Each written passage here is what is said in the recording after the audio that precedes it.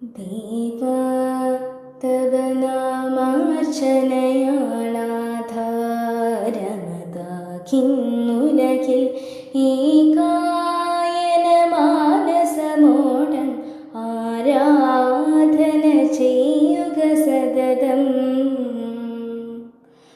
പോരാധികളാകും തവ പ്രാരാബ്ധ വിഷാദമൊഴിക്കാം, പാപാധികളാം ദുരിതങ്ങളെ ആരാലറിയാതെയൊഴിക്കാം. ദേവ തവ നാമാർച്ചനയാളാധാരമതാകിന്നുലകിൽ ഏകാ